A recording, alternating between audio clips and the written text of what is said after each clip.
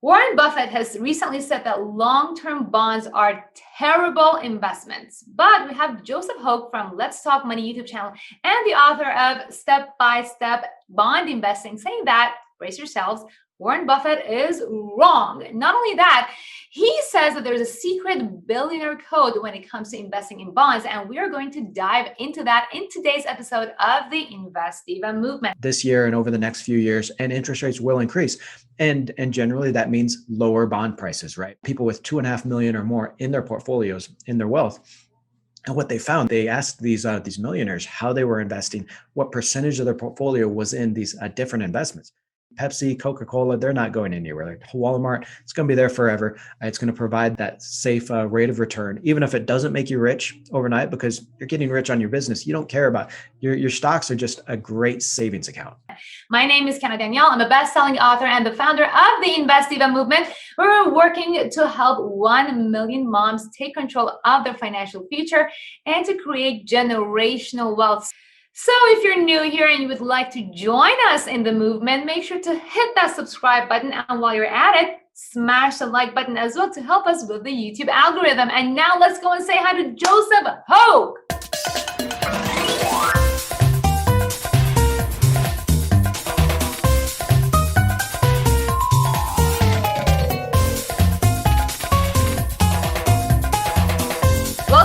Joseph from Bowtie Nation. In the previous session that we had together, you talked about super easy steps you can take to actually get started in bonds. Now, we know that bonds, as low risk that they appear, is kind of controversial. Warren Buffett recently has said investing in long-term bonds is actually a terrible idea. And now we have you who actually have the secrets to becoming or billionaires who invest in bonds and why they invest in it and how they invest in it. So Joseph, first of all, is Warren Buffett right about long-term bonds being a terrible investment, or somewhat right, or maybe not? Like, what is going on here? Sure. Well, as much as I love the Oracle of Omaha and as much as he's proven naysayers wrong, I'm going to disagree with him here and really kind of say it's a difference in market timing versus investing, right? Warren Buffett is saying that because interest rates are at historic lows right now, they can only go up, right? And that may be, we are experiencing some historic economic growth this year and over the next few years, and interest rates will increase. And generally that means lower bond prices, right? So if you're buying a bond and then going to sell it before maturity, then that price is probably going to go down.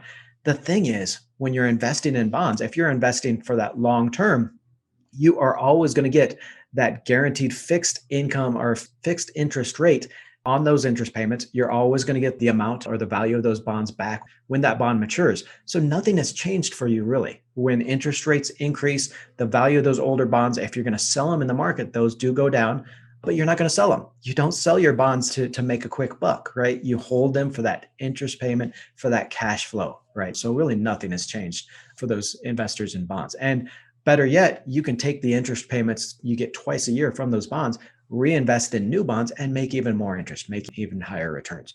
So, Warren's trying to time the market, really trying to say that, because interest rates are going to be going up, stocks are going to be the better deal over the next 10 years, whereas over the last 30, bonds have had a great bull market.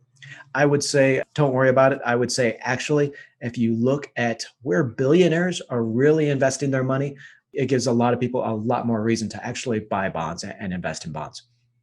So this is interesting because I've had my fair share of disagreements with Warren Buffett as well, specifically when it comes to cryptocurrency. So, he has his own values and he seems to be sticking to one thing and he's doing it well. And I think there are different paths to wealth. So we talked about this right before this interview, Joseph, that, investing in general should not be considered as a cash flow. Like, you need to have your own business. You need to have whatever you're passionate about, whatever that you're creating to create value for other people. That is what is going to actually make you money. And then investing, whether it's in stocks, in cryptocurrency, or in bonds, is going to be the backup, is going to be your safety net, or is going to be what is going to make your money compound and grow. Now, personally, I've been investing in cryptocurrencies and stocks mainly to make my money work for me. Now, we've been talking, you've been kind of enlightening us about how a lot of billionaires who are entrepreneurs who have their own businesses actually invest more heavily in bonds. So can you tell us a little about the portfolios of these billionaires who are really focusing on bonds, or how are they doing the proportions with their Sure. portfolio? Sure. Well, it's one of the most amazing, most surprising insights into really how the rich invest, how the rich get richer, as it were, that really surprises a lot of people. Everybody thinks, okay, the rich are investing in the stock market, they're making billions here, and that's how they make their money. And it is completely false. It is not true. Great survey a few years ago by Scorpio Wealth Management and BNP Paribas of a little over 3,000 millionaires across the world, right? Globally, people with 2.5 million or more in their portfolios, in their wealth. And what they found, they asked these millionaires how they were investing, what percentage of their portfolio was in these different investments. And what they found was shocking. Okay, they found that millionaire investors actually only have, on average, about 20 to 25% of their money in stocks, in the stock market, which obviously goes against what everyone thinks about millionaires. In reality, they had upwards of 35, 40% of their money in bonds and in cash, those super safe, investments, obviously cash, the ultimate safety. And then another 30 to 40% of their money in their own business, their own startup business, or in the startup companies of other people's, right? Non-publicly traded startup companies. And the thinking here, and this is really the genius of what makes the rich richer, is they are taking so much risk with their own business, doing what they do best to make money, and really making returns that you will never see in the stock market. Even returns that we've seen over the past 10 years, where the stock market's actually averaged about 12% a year, which is well above the longer term historically average.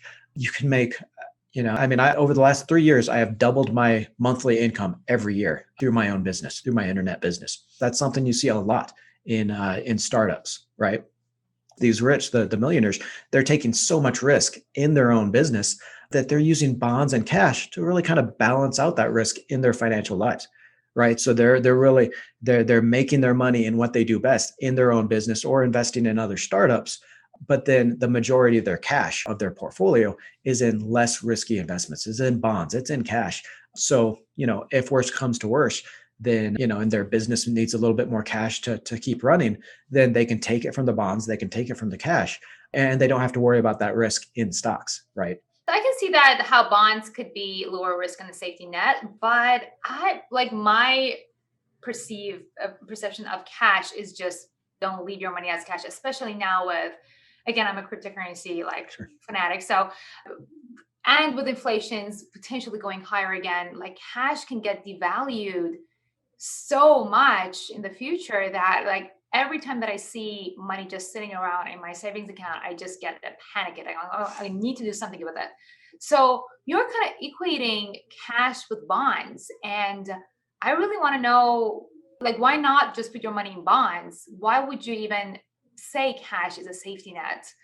Well, as we talked about it in our last video, bonds and stocks, that the correlation there has been increasing, has been becoming more positive. So a lot of times, and all you have to do is look at some of the stock market crashes. Look at last year, the worst of the 2020 stock market crash, and compare, the S&P 500, so stocks, the stock market, versus some bond funds. So like maybe the BLV, which is the Vanguard Long-Term Bond Fund.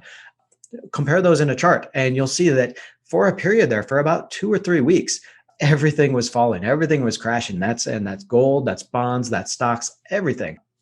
So, in those instances, you really do need something that is going to maintain its value, is going to hold its value. And we're not just talking about a large portion of your portfolio, maybe even as little as 5 or 10% of your money in cash, but just that safety net, that ultimate safety net that you want to be able to, not have to sell your bonds, not have to sell your stocks or anything else, and really to be able to take cash out and use that where you need it. All right. So for somebody who is making, let's say, $1 million per year through their business, and the business is scaling nicely, and I'm talking about myself, how would you kind of create the portfolio? What would be the percentages? And let's set aside cryptocurrency, just talk about value assets. So personally, I normally invest in tech stocks so that I understand them the best, and they hold them, and I normally hold them long term, and then I have the dividend stocks. So how much of this portfolio Sure. would you allocate to bonds? Sure. Well, of course, this is always going to change with your age, your own personal risk tolerance, things like that. But we can do kind of generalizations here. And I would start at a little bit higher level at the asset classes, right? So the asset classes, you've got your own business, you've got stocks, you've got bonds, you've got real estate, and then you've got maybe the alternative investments like, hedge funds, private equity, venture capital, and cryptocurrency, right? So generally, if you do have your own business and the cash flows are doing well, but obviously there's always that business risk, then I think in the rest of your portfolio, you're going to skew towards a little bit more safety. So you're going to have a little bit more in bonds, a little bit more in cash. And then even within your stock portfolio, I think you're going to skew that towards a little bit safety sectors or dividends, things like that. Right. So you might have as little as even 25 or 30% of your money in stocks. Right. And again, maybe skewed towards safety sectors like utilities, consumer staples, really investments that are going to provide you that safe, stable rate of return. And you don't have to worry about the companies, right? Pepsi, Coca-Cola, they're not going anywhere. Like Walmart, it's going to be there forever. It's going to provide that safe rate of return, even if it doesn't make you rich overnight, because you're getting rich on your business. You don't care about your stocks are just a great savings account, right? A savings account with a great interest rate. In bonds, maybe you have a little bit more, or maybe the same amount. Maybe you have 30% of your money in bonds or 20 or 25%, maybe another 5% in cash just for that ultimate safety and, cash needs. If, it's 1 month or a few months, your business really needs that cash injection to be able to survive, then you want that cash on hand. And then maybe you have 5 or 10% at the most in these alternative investments in private equity and venture cap or cryptocurrency, things like that. So it's very much an idea of balancing the risk in different parts of your portfolio, right? If you do have so much more risk, your own business, and really that's what's making you the money, then you want to make sure at all costs you can keep that business alive if it needs a cash injection, if it needs more cash, right? So you want less risk in the rest of your wealth, in the rest of your portfolio. So here I got private coaching from Joseph. Thank you so much for that. And yes, it's always good to go back because I feel like, and you mentioned that as well, your risk tolerance is changing all the time. Like my risk tolerance last year is significantly different than what it is today. It's probably going to change, any change in your life, if you become a mom, if you get married, if you get a divorce, whatever, all of these things are going to impact your risk tolerance. So we always want to go back to basics and measure that risk tolerance each and every time that something significant happens to your life, and then kind of balance your portfolio accordingly. I think I was going a little bit too high risk because I was getting super excited about the business. Like, oh my gosh, I'm making so much money. I'm going to just invest everything in high risk assets. But this was a very good wake-up call for me as well, that, hey, things may not always be as good as they are. And the stock market has been going up. Your business has been doing great. But yep, there is always going to be what goes up must come down. So we want to have some safety for that. Joseph, you're amazing. Thank you so much for all of your insights. You guys, you heard him. He's amazing. Go check out his YouTube channel. He has like some of the best contents out there on YouTube. So you want to go check out his YouTube. And if you found value in this video, go ahead and share it with your friend, with your family, and your friends, because I think this is actually super important. And maybe even if you know Warren Buffett personally, go and share it with him and show him why he's wrong. So you're amazing. I'll see you guys back on the Invest Diva movement. Thank you, Joe. Thanks, Kiana. My pleasure. We're gonna go back for that silly face. We're gonna give you another round. 3, 2, 1. Okay. That's good. You know what? I'm gonna use that as a thumbnail.